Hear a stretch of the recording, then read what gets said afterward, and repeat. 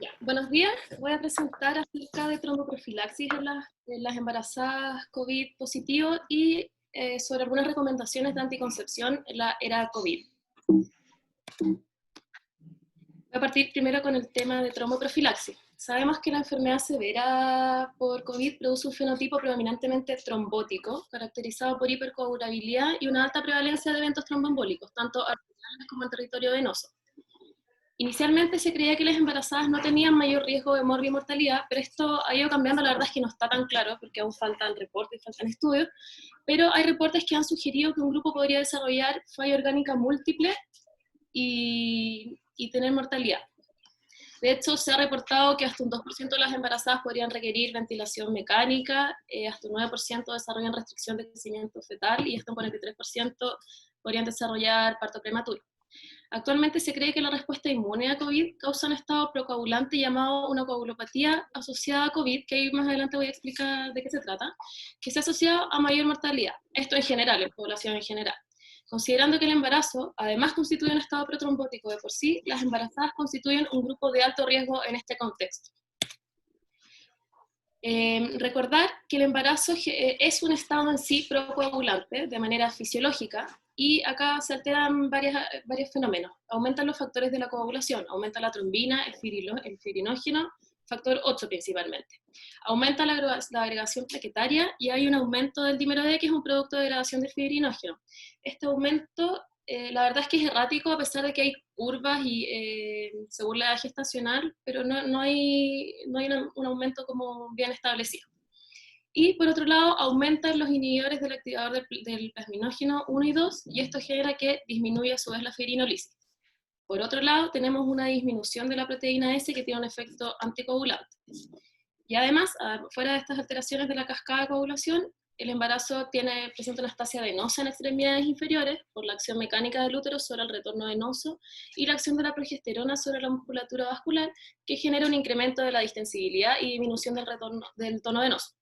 Hay cierto grado de activación endotelial y hay una lesión vascular durante el parto. Entonces tenemos alterado como los tres elementos de la triada de Dixon, además de esta alteración o este cambio en los factores de coagulación. Por otro lado, tenemos que la enfermedad por coronavirus también es un estado procoagulante en sí. Se activa la cascada de la coagulación como una respuesta defensiva. Acá lo que sucede, y en general con las infecciones virales, que la coagulación se activa con la idea de compartimentalizar al agente que infecta y evitar la diseminación de la infección. Y esta activación de la cascada se refleja en un aumento de la trombina y en un aumento del fibrinógeno. Por otro lado, se bloquea la fibrinolisis con este mismo fin, y hay una activación plaquetaria, e incluso se puede ver trombocitosis. En general hay un recuento o normal o elevado de plaquetas. Y por otro lado, tenemos el daño del endotelio vascular. Sabemos que este virus se une al receptor de la enzima convertidora del angiotensinógeno 2, de esta manera ejerce como su efecto perjudicial y genera una apoptosis masiva en el endotelio. Entonces también tenemos alterado este punto de la triada de Virchow, y por otro lado se pierde la función anticoagulante del lumen vascular. Entonces con todos estos elementos tenemos esta coagulopatía que les mencionaba antes, coagulopatía asociada a coronavirus o un CID, pero con fenotipo trombótico. Es un CID diferente, porque lo normal, lo que uno espera en un CID es que haya tendencia a la hemorragia y de consumo plaquetario, y en este caso ocurre lo contrario. Hay aumento de plaquetas y ocurre principalmente fenómenos trombóticos. De hecho, las hemorragias son principalmente secundarias a complicaciones como de la anticoagulación, más que del estado del coronavirus en sí, o a menos que llegue a un estado muy extremo, como una CID como tal, con el concepto clásico, y también podría haber hemorragia. Pero lo principal es que hay un fenotipo trombótico. Entonces, continuando con este estado procoagulante del coronavirus, tenemos que afecta a todo el territorio vascular, afecta al territorio arterial, al territorio venoso y al territorio microvascular. Por una parte tenemos que en el territorio arterial puede generar accidente cerebrovascular y síndrome coronario agudo por la activación plaquetaria, por el aumento del fibrinógeno, y se ha visto que pacientes que tienen anticuerpos antifosfolípidos positivos aparentemente tendría algún rol en este estado procoagulante. Por otro lado, tenemos el tromboembolismo venoso, en territorio venoso, que también se produce por el aumento del fibrinógeno y factor 8, activación de la coagulación, y una activación, o sea, como una potenciación de la interacción plaquetas-vaso. Y por otro lado tenemos en la microcirculación, especialmente pulmonar, y bueno, y también esto se extrapola a otros órganos, que también tenemos microtrombosis por una activación aumentada y daño endotelial. Se ha visto que en pacientes asintomáticas embarazadas se ha descrito TDP hasta un 20 a un 27% y TEP hasta un 1,4%, y eventos trombóticos arteriales un 3,7%. Entonces, esta publicación sintetiza un poco lo que estaba mencionando antes. Tenemos el embarazo, que es un estado de hipercoagulabilidad de por sí, y tenemos que la infección por coronavirus genera esta coagulopatía con fenotipo trombótico asociada al coronavirus. Y si uno combina estos dos elementos, podemos asumir que hay un aumento en la morbimortalidad. Bueno, el tratamiento principal que se ha establecido o un pilar fundamental para el tratamiento de la enfermedad por coronavirus es la anticoagulación con heparina. Acá muestra un estudio retrospectivo que se hizo en Wuhan, en un hospital de esa ciudad, entre enero y febrero de este año, que el objetivo que tenía era validar el uso de heparina en COVID-19, aplicando un score de coagulopatía inducida por sepsis y otros parámetros de coagulación. Acá la Sociedad Internacional de Hemostasia y Trombofilia desarrolló a raíz de esta coagulopatía por coronavirus como un estado intermedio de coagulopatía, que es una sepsis inducida por coronavirus. Este estado sería un poco más leve que el CID propiamente tal. Entonces, este estudio se basó en este estado intermedio de la coagulopatía inducida por esta sepsis por coronavirus. Y se evaluaron a 449 pacientes con COVID severo que cumplían estos criterios. 99 pacientes recibieron heparina mayor o igual a 7 días, la mayoría recibió heparina bajo peso molecular, unos pocos recibieron heparina no fraccionada. Y se comparó la mortalidad al día 28 entre usuarios y no usuarios de heparina. Y acá están las características de la población. ¿Y qué se vio? Se hizo un análisis multivariado que a destacar de los resultados vieron que había una correlación positiva con la mortalidad al día 28 en relación a la edad, al aumento del tiempo de protrombina, a un menor recuento plaquetario y a un mayor dímero D, perdón. Pero no hubo una correlación con los pacientes que fueron tratados con heparina, o sea, no hubo una disminución de la mortalidad en estos pacientes tratados con heparina versus los que no. Pero después se hizo como un subanálisis de esto y vieron que los pacientes que tenían esta sepsis inducida por coronavirus, que era más severa, sí tenían una disminución de la mortalidad. Acá vemos que los que fueron tratados con heparina tuvieron un 40% de mortalidad y los que no fueron tratados un 64%. Entonces esto sugiere que la indicación de heparina aparentemente tendría que ser como seleccionada, no a todos los pacientes infectados. Entonces la conclusión del estudio es que la terapia anticoagulante, principalmente con heparina de bajo peso molecular, parece asociarse a un mejor pronóstico en COVID severo, que cumple estos criterios de coagulopatía inducida por sepsis o elevación importante en el dímero D. En cuanto a la heparina en sí, se han descrito, la verdad, que además del efecto anticoagulante, tiene varios otros efectos. Se ha descrito el efecto anticoagulante en sí, que es muy importante para el manejo de la enfermedad tromboembólica y la profilaxis, pero también se ha descrito un efecto antiinflamatorio. Se ha visto que disminuye citoquinas proinflamatorias, se ha visto que neutraliza la acción de neutrófilos y leucocitos inflamatorios, y también se ha visto que secuestra proteína inflamatoria. Por otro lado, produciría una protección endotelial, disminuyendo este daño endotelial que produce el coronavirus, y aparentemente tendría un efecto antiviral que voy a hablar en la siguiente diapositiva. Entonces, aquí tenemos como beneficios en los distintos territorios con el uso de la heparina. Disminuye la inflamación en el territorio pulmonar, aumenta la oxigenación y disminuye la formación de trombo. También en el corazón disminuye la formación de trombo, y en el territorio, como en el resto del sistema vascular, disminuye la isquemia microvascular y el resto del impacto como en relación a la falla de órgano múltiple. Y este rol antiviral se ha visto que la heparina se une a la proteína Spike 1S del coronavirus 19, y aparentemente por esta unión a este complejo proteico ejercería su rol antiviral. Entonces, hablando ya puntualmente de las embarazadas, han salido varias recomendaciones, pero la verdad es que siempre todas han sido recomendaciones de expertos. Todavía lleva muy poco tiempo esto como para que hayan salido estudios randomizados donde se pueda hacer como recomendaciones con evidencia sólida. La ISUOC ha hecho algunas recomendaciones, o sea, la verdad, unas recomendaciones breves. El que más recomendaciones ha hecho es el Royal College, y las recomendaciones de las otras organizaciones han sido en base a las recomendaciones del Royal College. La ISUOC lo que aporta en las recomendaciones es que la heparina se debe considerar en pacientes ambulatorios caso a caso según sus factores de riesgo. Es muy importante en todas las pacientes que tienen, todas las embarazadas con coronavirus, hacer el score de riesgo cardiovascular para ver si tienen indicación o no de tromboprofilaxis y considerar la infección por coronavirus como un factor de riesgo más.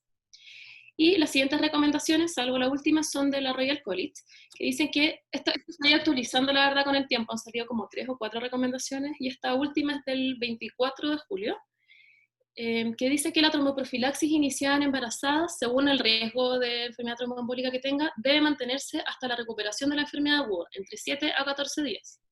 Todas las embarazadas, cualquier embarazada que se hospitalice con una infección de COVID o sospecha, debe recibir la heparina profiláctica de bajo peso molecular, a menos que el parto vaya a ser en las próximas 12 horas. Al alta, todas las pacientes embarazadas que se hayan hospitalizado, al alta se deben ir con al menos 10 días de heparina de bajo peso molecular profiláctica, y para las pacientes con más comorbilidades podríamos considerar una mayor duración. Por eso es importante hacer este riesgo, este score cardiovascular. Las puérperas confirmadas o sospechosas de coronavirus dentro de las primeras 6 semanas posparto deben recibir tromboprofilaxis durante la hospitalización y por al menos 10 días más posterior al alta, pero esto se puede extender hasta 6 semanas posparto en mujeres que tengan morbilidad significativa. Y la Sociedad Internacional de Infecciones, de Enfermedades Infecciosas de Obstetricia y Ginecología también recomienda considerar aumentar, o sea, doblar la dosis de heparina de bajo peso molecular en pacientes severamente enfermas, ya que acá ellos describen la prevalencia que un 27% tiene eventos tromboembólicos venosos y 4% arteriales, a pesar de estar recibiendo dosis profilácticas normales. Entonces, en cuanto a las dosis de heparina que se recomienda, la verdad es que las dosis aún están en estudio, esto tanto para embarazadas como para no embarazadas. Todavía no hay una evidencia clara que fundamente las distintas dosis, pero algunos estudios sugieren adoptar dosis intermedias para profilaxis, especialmente en pacientes porque estos pacientes pueden tener bajos niveles de antitrombina, sabemos que la heparina interactúa con la antitrombina 3, entonces pacientes que tienen bajos niveles de antitrombina los harían más resistentes a agentes heparínicos, y por otro lado, los altos niveles de fibrinógeno, que es lo que ocurre en la infección por coronavirus, reducen la eficacia de la dosis profiláctica con heparina. Entonces, se propone dosis profilácticas de heparina.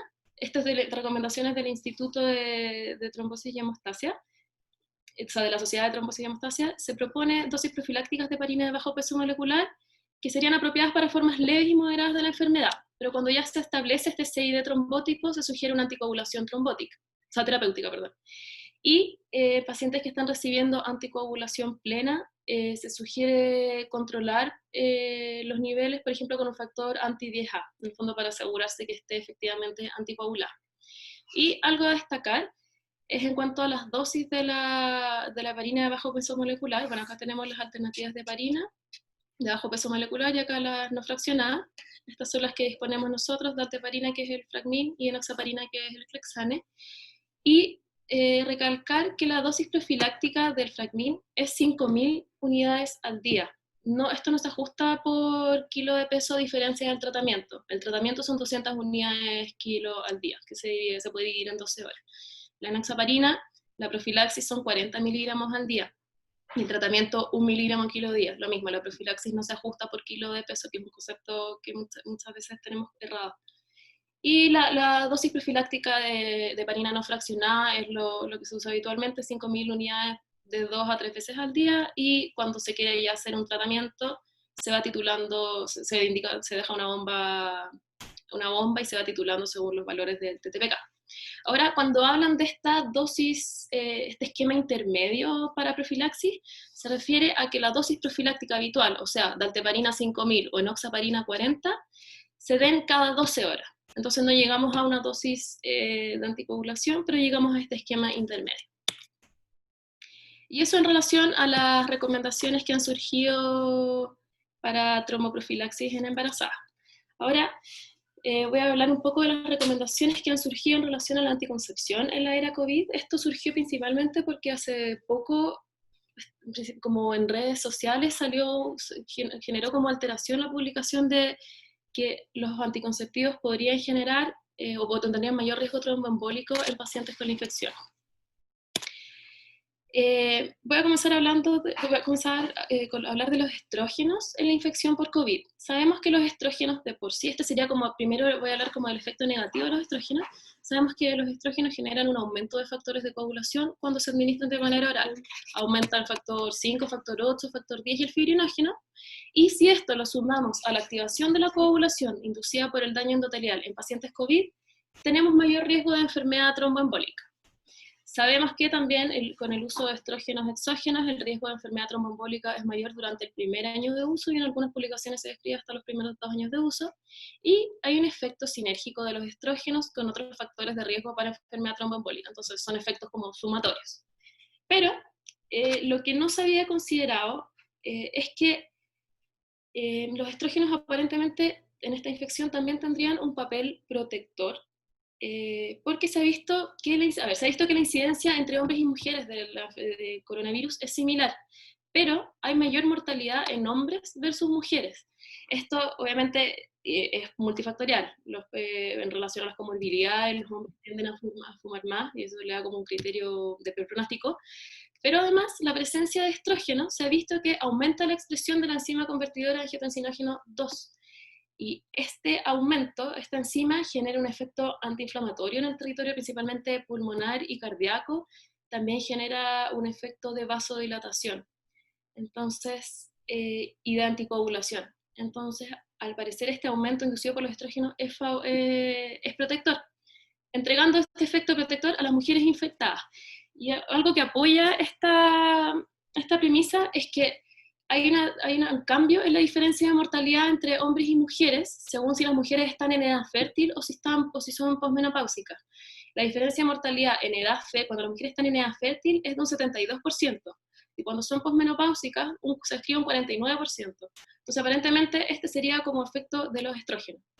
Y por otro lado, los estrógenos estimulan la respuesta humoral a infecciones virales, y activan células B y también activan células T. Entonces, generan una mejor respuesta defensiva de las mujeres e inducen altos niveles de anticuerpos y activan a las células productoras de ellos.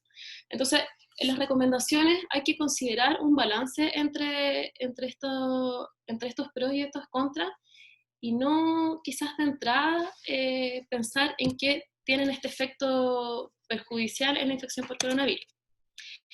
Hay que destacar que los criterios de elegibilidad de la CDC y la OMS 2015 no se han modificado en base a la pandemia por COVID, siguen las mismas recomendaciones, o generar los mismos criterios. Y las recomendaciones actuales, al igual que en relación a la tromboprofilaxis, se han establecido solo en base a opiniones de expertos. Todavía no tenemos estudios randomizados ni evidencia sólida que pueda avalar estas recomendaciones, por lo que probablemente esto vaya cambiando de forma dinámica. La Sociedad Española de Ginecología y Obstetricia y la SOCTOC han emitido, hace poco la SOCTOC también emitieron recomendaciones, como les decía, basadas en opiniones de expertos, y son muy similares entre ellas, y ellos dividían las recomendaciones o cómo manejar la anticoncepción según si la paciente está hospitalizada o ambulatoria. Cuando la paciente está hospitalizada, se recomienda siempre suspender la anticoncepción hormonal combinada e iniciar la heparina de bajo peso molecular, ahí depende si es dosis profiláctica o terapéutica según el contexto clínico en que esté, e iniciar la anticoncepción al alta. Recalcan mucho las recomendaciones no olvidarse de dar de alta a las pacientes o las que están en la casa, de mantener la anticoncepción. No hay que suspenderla para siempre, porque en el fondo se ha dejado un poco de lado en esta época, la salud sexual de las mujeres, pero es muy importante no olvidar que tienen que irse con algún método anticonceptivo si es que lo necesitan. Por otro lado, las pacientes que se manejan de manera ambulatoria se dividen si es que son asintomáticas o tienen síntomas leves y si es que son más severas.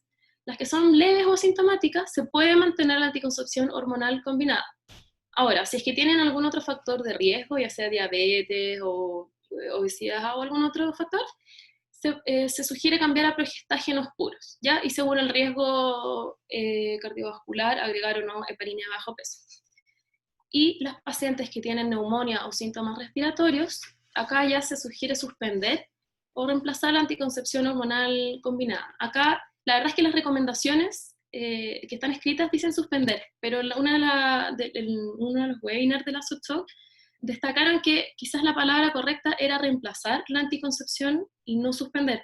Entonces, porque por lo mismo, para no dejar a las pacientes sin anticonceptivos y evitar en el fondo el embarazo no deseado. Entonces, en estas pacientes lo ideal sería cambiar por progestágeno solo. Y obviamente según la severidad, iniciar heparina de bajo peso. Ahora, la SOTSOC además agrega qué hacer con el alta de las pacientes cuando estuvieron hospitalizadas. Pacientes que se dan sin anticoagulación, cuando pasa el cuadro, puede reiniciar los anticonceptivos combinados o progestinas solas, siempre recordar la abstinencia o método de barrera por los primeros 7 días o 48 horas respectivamente según el método que se utilice. Pacientes que se van con anticoagulación para la casa, solo pueden reiniciar anticonceptivos con progestinas, no combinados. Pero cuando ya se suspende la anticoagulación, pueden reiniciar la anticoagulación combinada. Sin embargo, a pesar de que se han emitido estas recomendaciones, no hay un consenso como de todas las sociedades, y de hecho las recomendaciones francesas del Colegio Médico Nacional de Profesores de Ginecología plantean que no es razonable cambiar la anticoncepción hormonal combinada, debido a que los cambios en la coagulación se demoran en volver a su basal entre 6 a 8 semanas, pero que las mujeres sintomáticas de COVID sí se benefician de heparina de bajo peso adicional, que esto es algo que hay un consenso en general entre todos. Y esto además se correlaciona con el periodo en que la SHBG demora en retornar a sus niveles basales, que también se demora entre 6 a 8 semanas, y esta proteína es un marcador de riesgo de enfermedad tromboembólica. Entonces apoya en el fondo que no tendría beneficio, no sería lógico hacer este cambio de anticoncepción combinada. Más recomendaciones acerca de cuándo reiniciar los anticonceptivos hormonales combinados. Pueden reiniciarse inmediatamente después de la recuperación, y lo mismo que mencioné antes, que la eficacia no está garantizada por los primeros 7 días, por lo que en este periodo se debe utilizar preservativo. Antes de hablar de los LARCs, algo que no puse para no extenderme tanto en la diapositiva, mencionar que no hay restricción en cuanto a la anticoncepción de emergencia, por lo que eso se puede seguir dando con las mismas recomendaciones de siempre. Y para ir terminando, algunas palabras sobre los métodos reversibles de larga acción, como los dispositivos intrauterinos de cobre, o dispositivos intrauterinos medicados, o los implantes.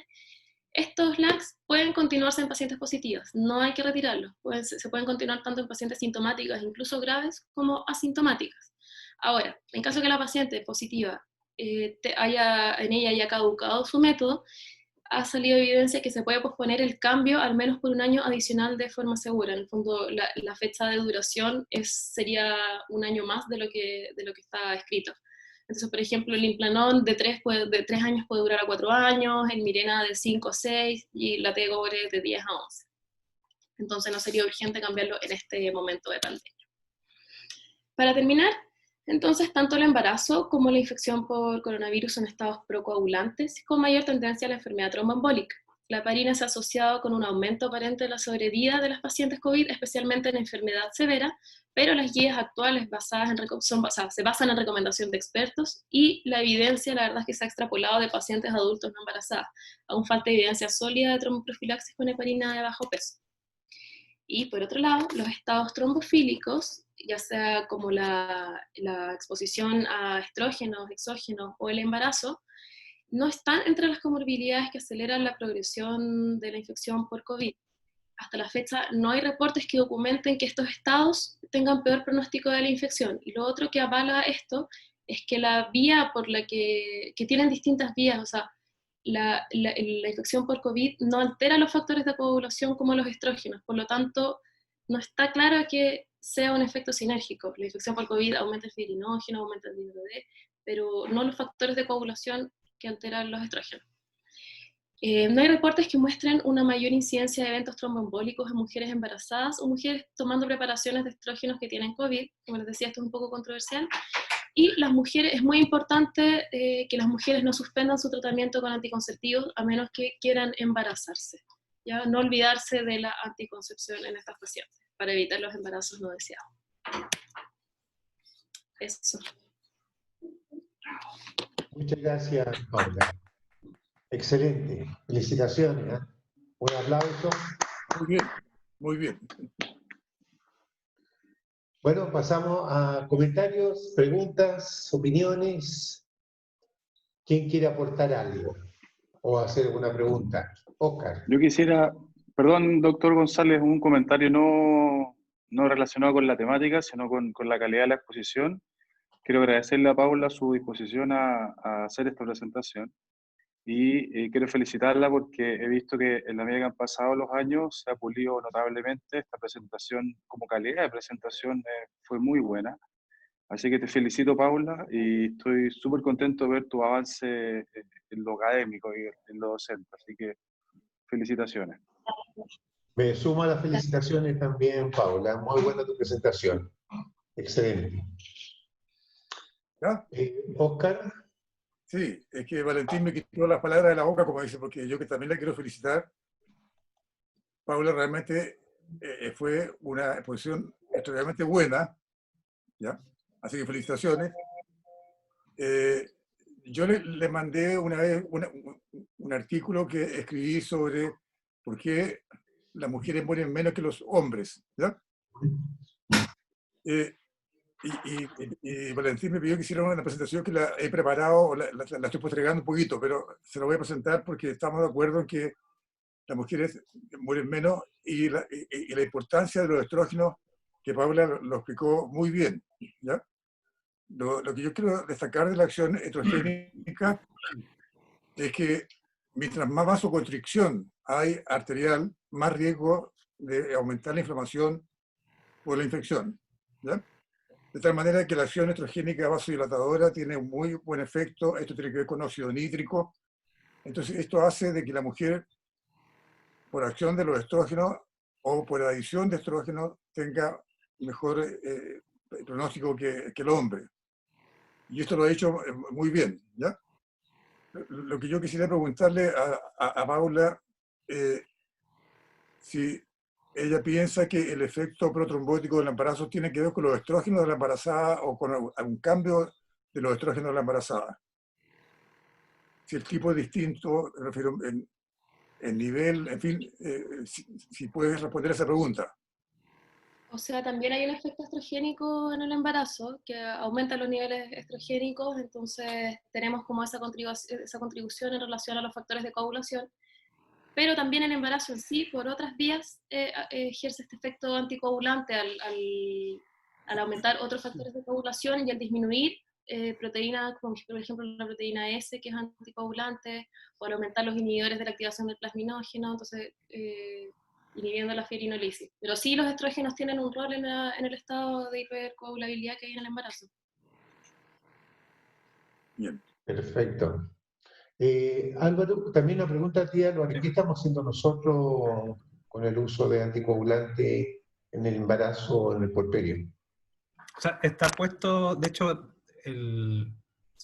hicimos la última actualización de la guía nuestra, que es la que está ahora, que va a salir ahora a publicar en la revista del hospital en un número especial de COVID.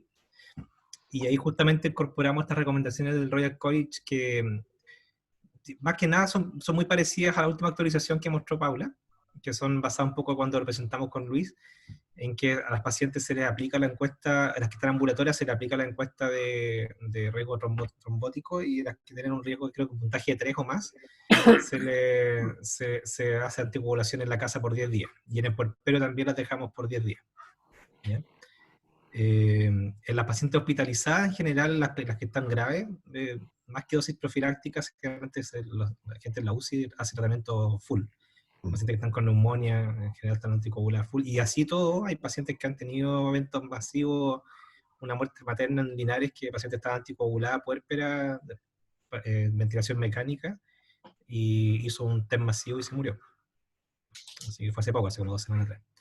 Entonces, claramente, como decía Paula, hay factores también propios de la enfermedad que son un mayor riesgo trombogénico. Por lo tanto, lo que sí es importante lo que mencionaste, porque eso es lo que te quería preguntar, porque tú dijiste que hay que considerar el COVID como un factor de riesgo más, como un factor de riesgo quizás de los que asignan un punto, quizás. O sea, porque cuando lo discutimos la vez pasada, habíamos justamente planteado eso de si en esta encuesta de ETE que hacemos nosotros las pacientes, darle un punto al hecho que tenga COVID. Y lo que se dejó en ese momento como entre nosotros fue que no, que había que considerar lo que está en la encuesta, no empezar a improvisar, pero tú estás diciendo que se está recomendando incorporar el COVID como un factor de riesgo más. Eso es así, o sea, eso es lo que dice ahora el Royal College, que eso es algo nuevo.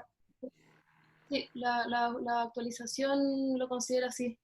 Claro, entonces eso es importante incorporarlo, porque a lo mejor si el COVID igual va a estar aquí para no irse mucho tiempo, si eso está recomendado actualmente a nivel internacional, quizás el decir a la gente de TICARES que en la encuesta ETE se incorpore el infección COVID actual como un punto, para cuando se aplique la encuesta se tome en consideración. Si es que esa es la recomendación internacional actual, deberíamos pensar en justamente incorporarlo en nuestra encuesta. No sé qué opinan ustedes, pero o sea, si esa es la recomendación actual. ¿Alguien quiere opinar? ¿Agregar sobre lo que está preguntando Álvaro? Cri, cri. ¿El doctor Molina? Sí. Primero me sumo a las felicitaciones a la doctora Sosa Goitía porque me parece que ha sido una excelente presentación en un tema que obviamente para todos es complejo. Sin embargo, es muy buena presentación. Así que repito mis felicitaciones, doctora. Le quisiera hacer algunas preguntas al respecto, especialmente la última parte de la presentación que tiene que ver con anticoncepción. Es interesante que si pudiese usted también consultar que hay 2 bibliografías bien importantes, una del año 15 y la otra es del año 18, en que son los 2 trabajos mundiales más respetados en el tema del tromboembolismo y anticoncepción, y donde se estudia prácticamente toda la gama de los métodos anticonceptivos, ya sean combinados con diferentes tipos de progestágenos, y algunos con diferentes tipos de estrógenos, muy pocos sin embargo, y otros con progestágeno puro. Y la verdad de las cosas es que a partir de ese momento la preocupación ha sido creciente en relación al factor de riesgo en la indicación de un método anticonceptivo que coloca como indicación el tener mucho cuidado y dentro de la anamnesis incluir los antecedentes personales y familiares en el fenómeno del tromboembolismo previo, ya sea venoso o arterial. Ese creo que son 2 trabajos muy importantes. Yo se los puedo mandar, si usted desea, doctora, su correo, usted me manda su correo, yo se los puedo mandar para que los lea, para que complemente esa información tan rica que usted tiene. Sin embargo, fíjese de que en esta materia del anticonceptivo es muy importante considerar el factor edad, porque no es lo mismo una mujer que sea menor de 20 años a una mujer que sea mayor de 30 años. De hecho, en ambos estudios, prácticamente el riesgo relativo de hacer un tromboembolismo aumenta casi al doble por encima de los 35 años. Y en el caso nuestro en Chile, yo hice una estimación en base a la cantidad de personas que han sido publicadas fundamentalmente por el Ministerio de Salud en uso de métodos anticonceptivos. Y estimé de que más o menos serían unas 30.000 mujeres que están utilizando un método anticonceptivo en Chile. Seguramente son más porque ahí no están considerados la gente que utiliza anticonceptivos que son del sector privado. Esto fue, digamos, una encuesta general y por lo tanto son muchas que no tienen control. Y a raíz de eso, de que hay 2 publicaciones bien interesantes que seguramente usted las vio, que son las recomendaciones de las diferentes sociedades, usted lo hizo notar, y yo diría de que hay una de ellas que son bastante más conservadoras en el sentido de considerar la edad. Y especialmente las mujeres mayores de 30 años usando un método anticonceptivo hormonal oral, ya sea de combinado o incluso de progestágeno puro, porque hay algunos progestágenos que tienen un indicador bastante alto asociado al tromboembolismo, como lo demostraron los dos estudios previos. En este sentido, creo de que la edad tiene que jugar un elemento importante. En el, en un pequeño estudio que estuve haciendo respecto a esta materia, es recomendable agregar de que una mujer que esté utilizando un método anticonceptivo hormonal combinado consulte inmediatamente al médico, a la matrona, de inmediato frente al tema, sobre todo preguntando los antecedentes previos de tromboembolismo familiar que se asocian al fenómeno de hacer un tromboembolismo. Esos son los dos elementos que quisiera agregarle a su presentación, doctora, y nuevamente felicitarla y, o por cierto, considerar el factor edad en el tema de la anticoncepción. Muchas gracias por su presentación, señora. Aprendí mucho. Gracias, doctor. ¿Alguien quiere hacer una opinión? ¿Pregunta? ¿Comentarios? ¿Puedo hablar de nuevo? No, Sí, no. por supuesto. Valentín.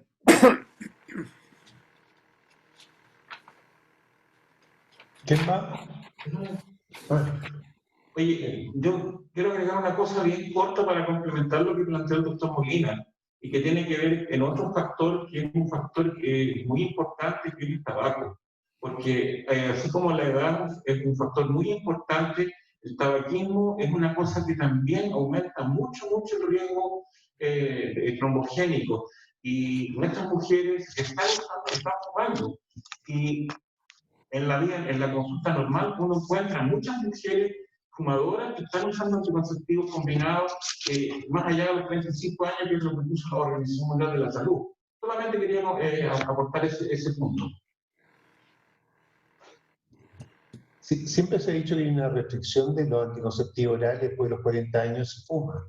¿Eso todavía sigue, persiste así? 35 es lo que se lo vamos. 35. O sea que el cigarrillo es un factor bastante importante en ese sentido. Categoría 4. ¿Alguien más? Oscar, ¿tú querías decir Sí. algo? Sí. ¿Me escuchan? Sí. Sí. Bueno, yo escribí un trabajo sobre género y edad que va a salir publicado en la revista del Hospital también en el número siguiente. ¿Ya? Lo que quiero decir con esto es que uno debe considerar la calidad del envejecimiento. Si llamamos envejecimiento después de los 30, como dice Ramiro, ¿ya? O sea, la calidad del envejecimiento determina la probabilidad de enfermar. Esto es muy importante, o sea, hay mujeres que tienen más nivel estrogénico mantenido y otras menos, y esto determina muy importantemente la calidad de estos tejidos. Entonces, en la inflamación, el endotelio tiene un papel muy importante, no es una pared inerte arterial, sino que favorece o disminuye la inflamación dependiendo de su reactividad. Es mejor en las mujeres jóvenes y mientras más va pasando los años, esta capacidad de responder endotelial va disminuyendo. Entonces, con respecto a los anticonceptivos, yo quiero agregar de que son más recomendables en el caso de usar progestágenos combinados o solo o el viejo levonorgestrel, ¿ya? O el dienogest.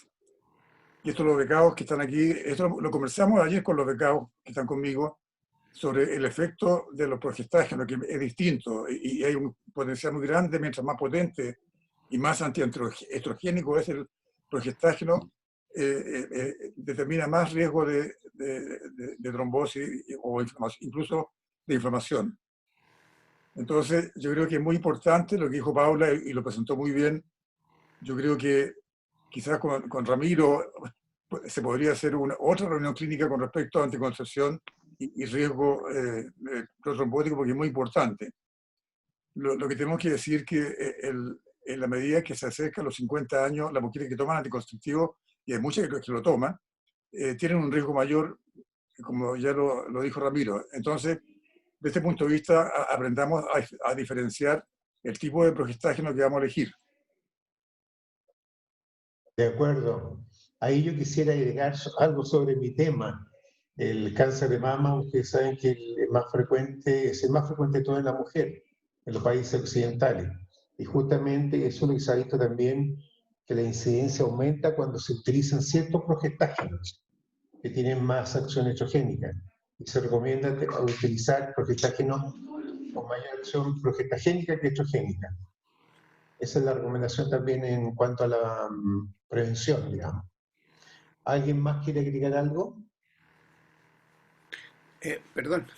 ¿Sí?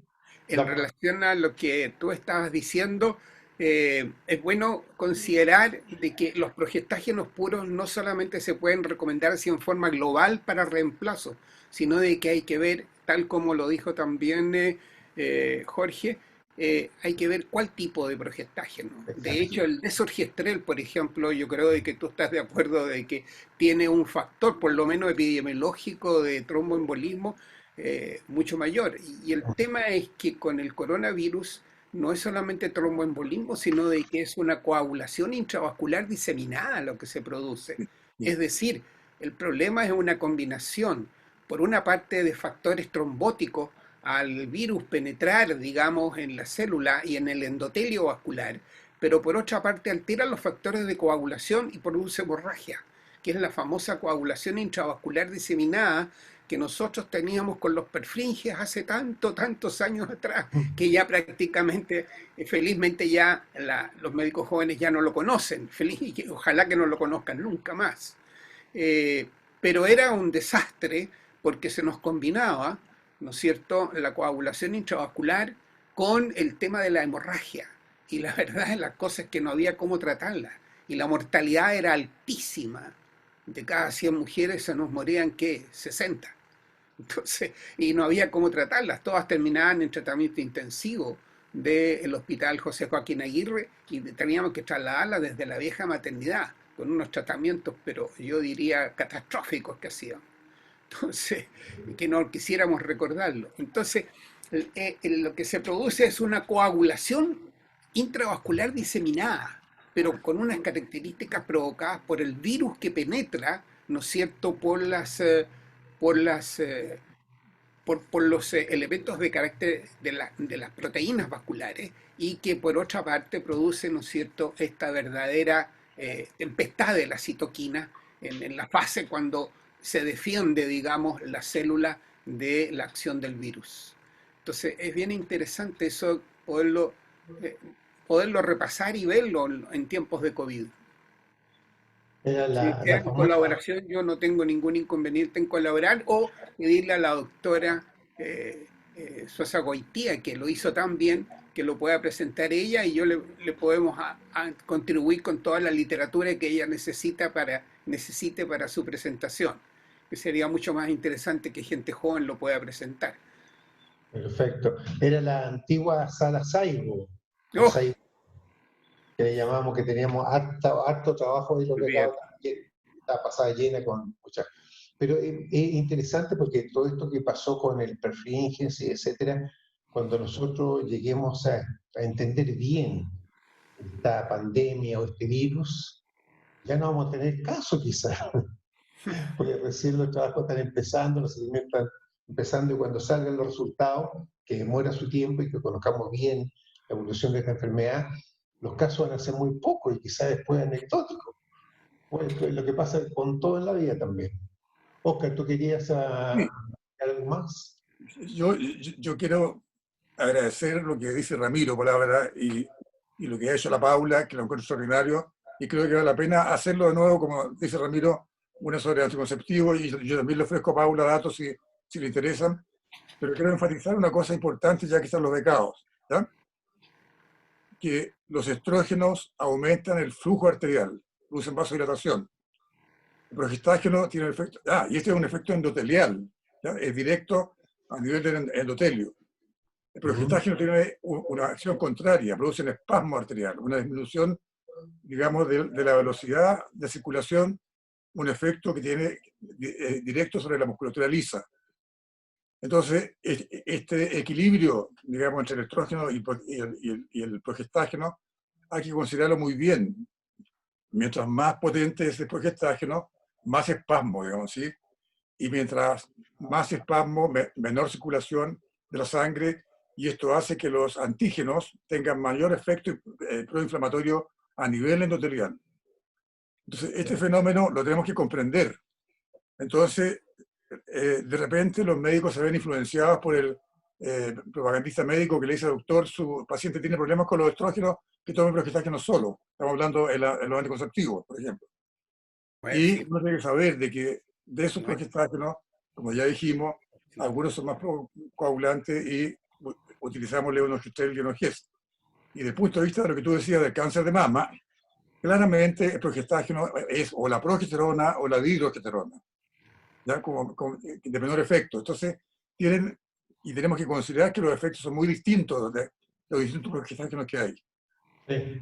Entonces, de esto vale la pena, yo creo, Paula, revisarlo y plantearlo con claridad para que tengamos un beneficio en las indicaciones que hacemos todos.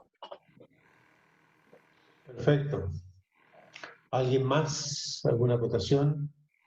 Aparte que vamos a tener que tomar estrógeno los hombres para ser más longevos, con la indicación que hizo Oscar.